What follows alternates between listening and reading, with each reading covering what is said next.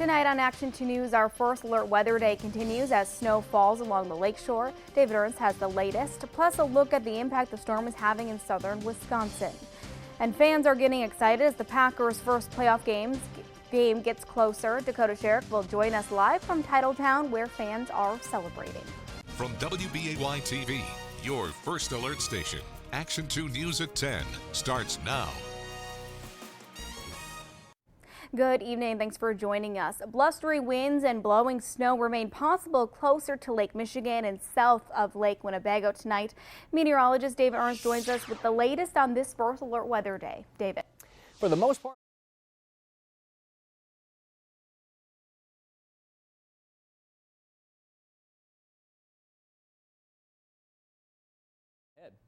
Thanks, David. To an update out of Sheboygan, where officials have now canceled a snow emergency. It originally started at 4 this afternoon, but was called off a few hours later. Normal parking restrictions are now back in place. So a quick check on road conditions with first alert traffic. The DOT has reported a handful of accidents around the area, but all have been cleared in a matter of minutes. Road conditions to the north and west of Green Bay and Appleton are reportedly in good condition. But for anyone driving south of Green Bay and Oshkosh, roads are labeled as slippery and icy on both Interstate 41 and 43. Road conditions were much worse in the southern portion of the state. Freezing rain and snow left thousands in the dark in Janesville. One family woke up to a loud explosion. They later learned ice caused a tree to fall on a transformer, which then exploded. Just went off.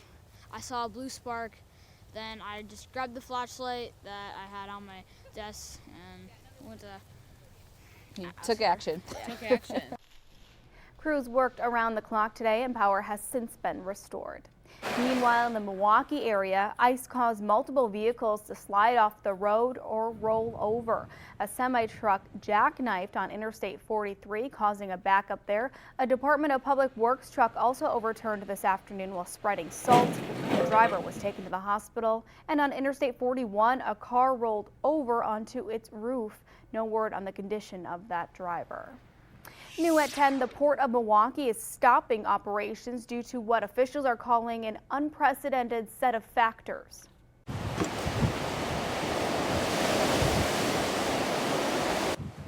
Officials say 50-mile-per-hour wind gusts, 15-foot high waves, and near record lake levels cause all roadways to the port to flood.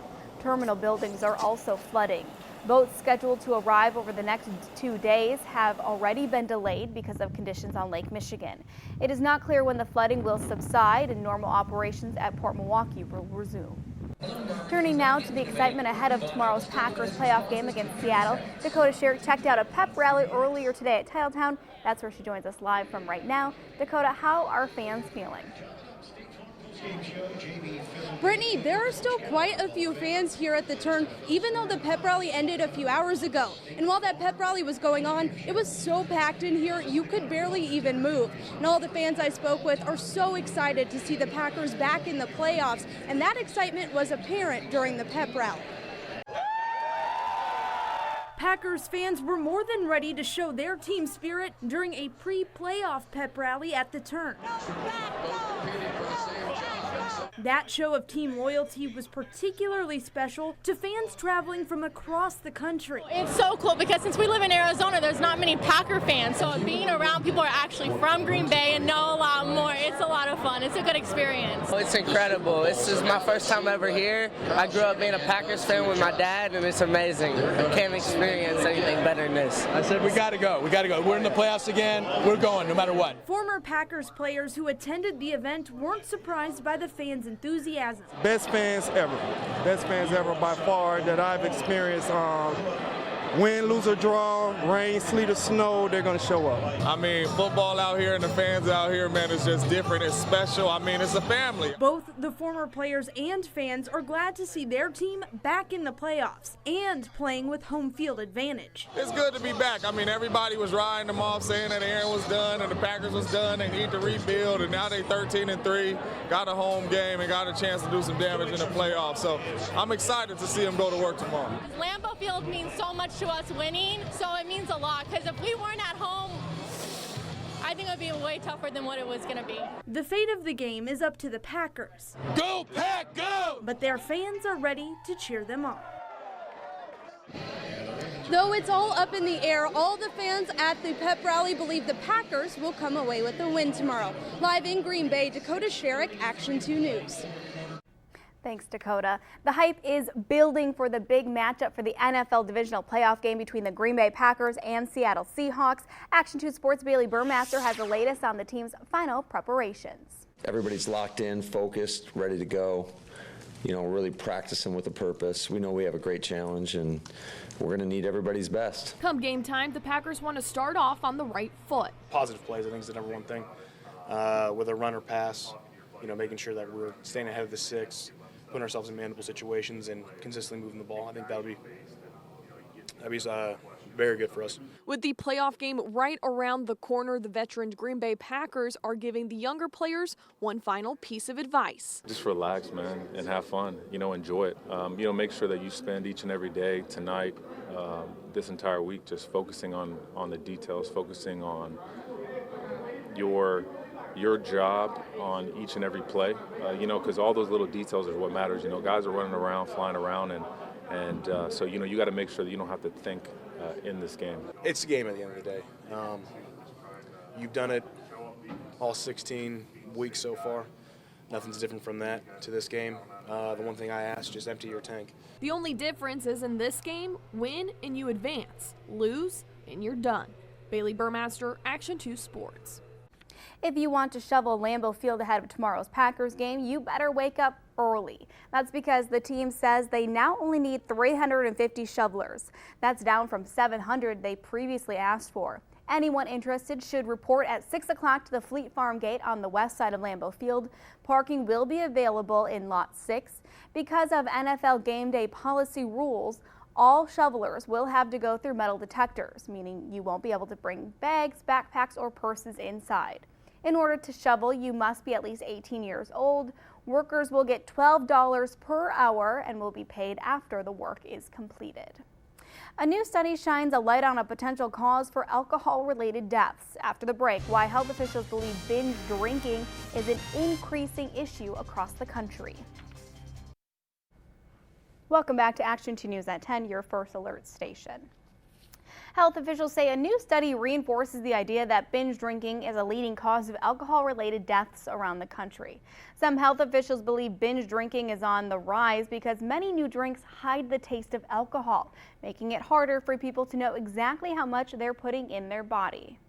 Wisconsin data is actually showing that alcohol-related injuries that result in death oversee those that are related to alcohol-related diseases themselves.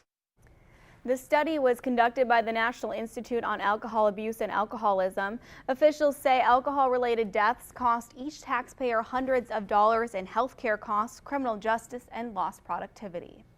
Many states are still trying to decide whether or not to legalize marijuana, but now that debate is expanding into sports.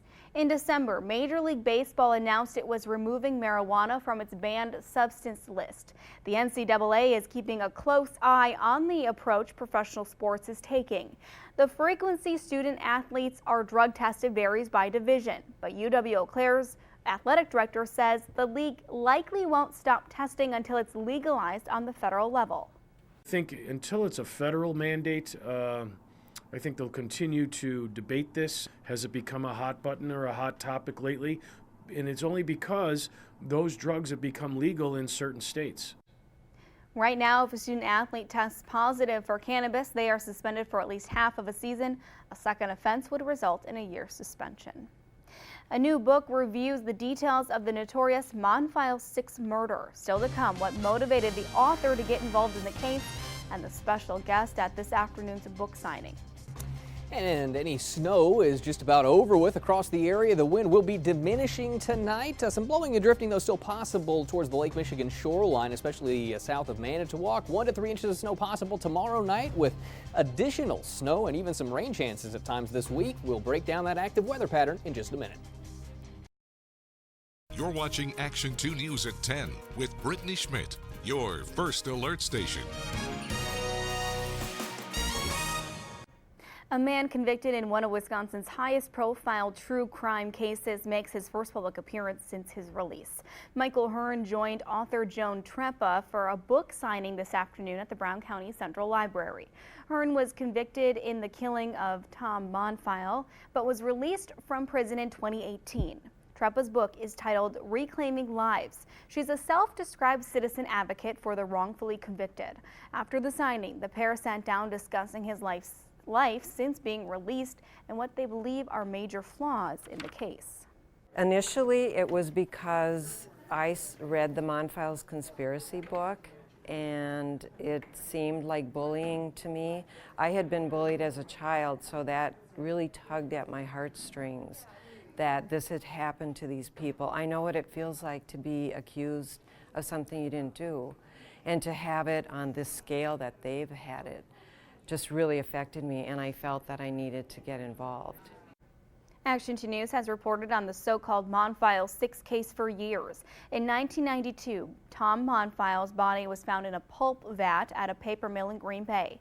6 men, including Hearn, were convicted and sentenced to life in prison.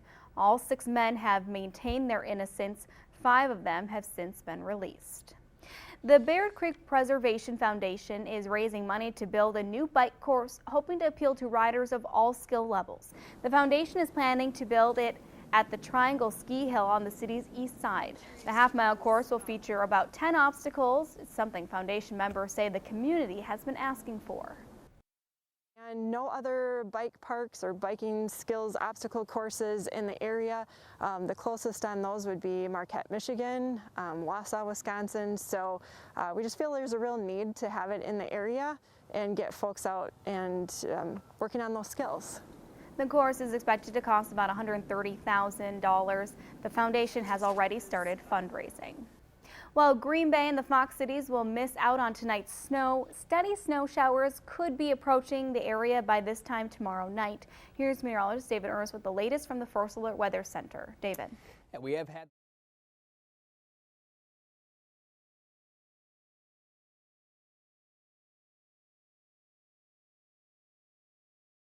maybe another round of snow coming in Friday and Saturday. All right, thanks for keeping us up to date on all of that changing weather. We appreciate it.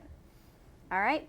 Sports. Yep, coming up in sports tonight, the Vikings and Niners meet in the first NFC divisional playoff, while the Packers are bedded down on the eve of their first playoff game in 3 years. What the leaders on both sides are saying about their units entering January play. First Alert Weather with meteorologist David Ernst. Sponsored by Tundraland. Beautiful decks, replacement windows, bath remodeling. Built with American pride. Here's Dave Schrader from Action 2 Sports. Sponsored by the Orthopedic and Sports Institute of the Fox Valley. Home for robotic surgery for hips and knees.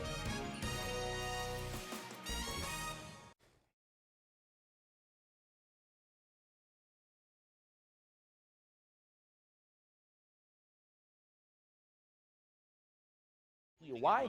We'll be right back.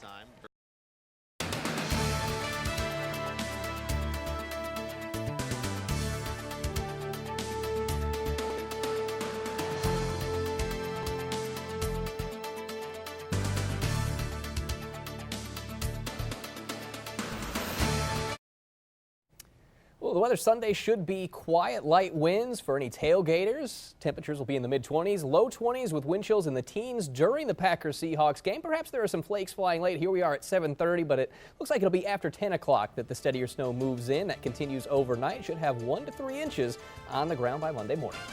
All right, thanks so much for joining us. We'll see you back here tomorrow, and of course, Packers game. Yep, big game.